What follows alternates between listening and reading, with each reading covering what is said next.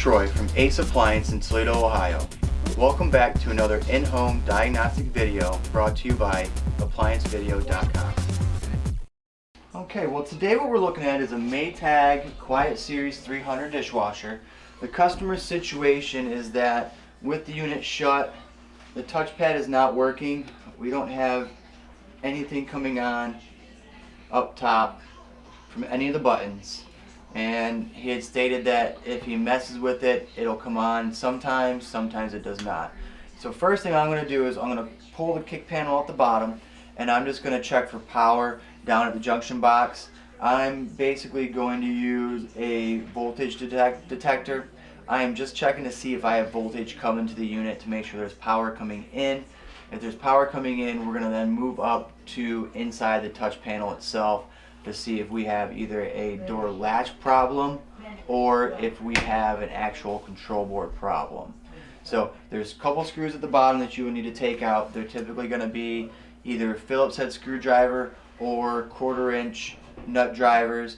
You're going to remove them and the panels will come off. There are two. They overlap each other. I've already removed the screws so I can pull the panels out.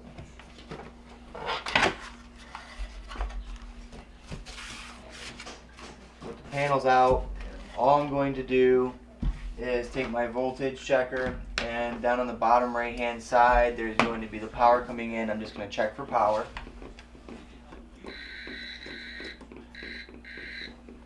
And I do have power coming into the unit. So with power coming into the unit, we're now going to move up to removing the top panel to be able to see where we're losing our power at in the unit. Okay, so now I'm going to open the unit up and I'm going to remove the screws down the side of the front panel and along the top to take the unit out.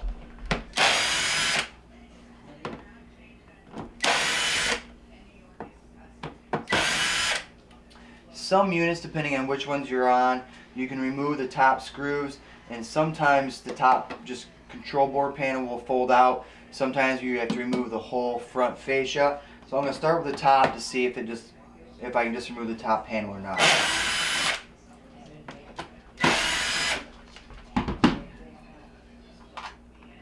It does not appear this one comes off, so I'm going to remove the rest of the screws.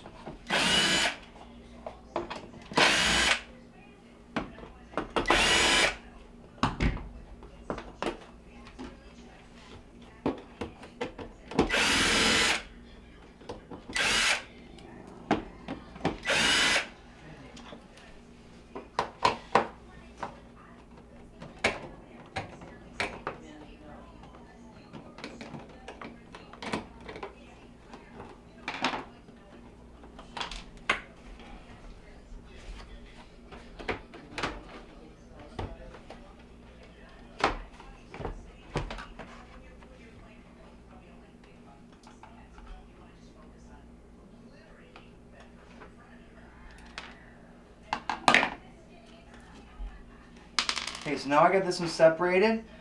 What I'm going to start off with is unplugging the wax motor and the dispenser motor. I'm removing them so I can put the top up and out of my way. Now with the unit folded down, one thing that I have noticed when I first pulled in to get it separated was that the cover for the control board was not in place, and I also noticed that there is no tech sheet for this unit. So I'm going to take a look at a few different things and find out what all may be the problem here.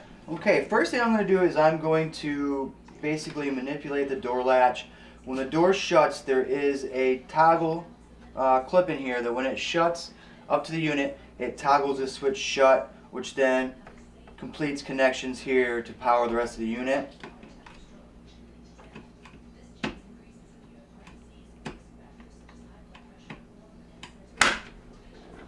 After manipulating that, we're still not getting any power. So now I'm going to take a look at the back side, check the micro switches, and check power that I can tell coming into the unit.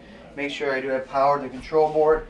If I do have power to the control board, we're going to move to replacing that part of the unit.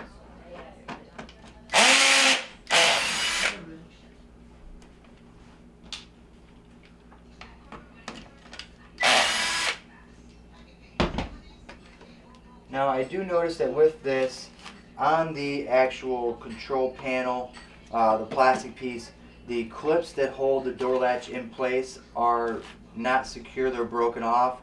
So that is going to make us have to replace this part of the unit. I do also notice that there's quite a bit of moisture inside the unit here, which leads me to think that we have a venting issue as well. We're going to first figure out why we're losing complete power to begin with. I'm going to take my power wand to check for power coming into the control board.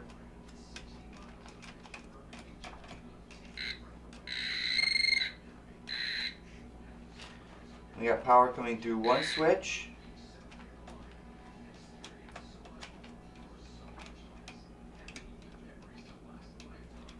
No additional power as of right now. I'm manipulating my latch again. I'm making it seem as though the unit is shut with powered on, and it has completed power into the full unit. I have power coming in everywhere now. So what that is telling me is that my micro switches are working. The door latch is functioning from that standpoint. So I have power coming in to the actual control board, but we're not getting any type of power to or from the touchpad. I am going to go ahead and remove the strip from the touchpad and reconnect it back into the unit. Connect it back in place. Just to make sure the connections were good, I'm going to re-manipulate the latch.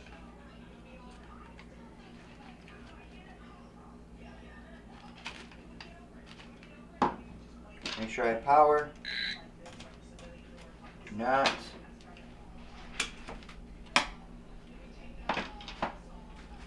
Re-manipulated. I've got power coming all the way into the board now.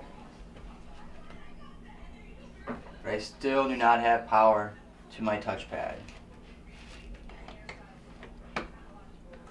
So at this point what we're looking to do is the control board will need replaced, and because of the broken parts on the actual control panel, we're going to need to replace that as well. And now upon further inspection, what I've noticed is that on the board, the plug going into the board right here, there's discoloration on the plug. When I remove the plug, the back side also has a burn spot on it, which is telling me that we have a bad connection going into the board, possible back feedback, because that's our heater plug. So what we're going to have to do is look at the replacement of the board as well as the panel assembly. Thank you for watching another quality video brought to you by ApplianceVideo.com.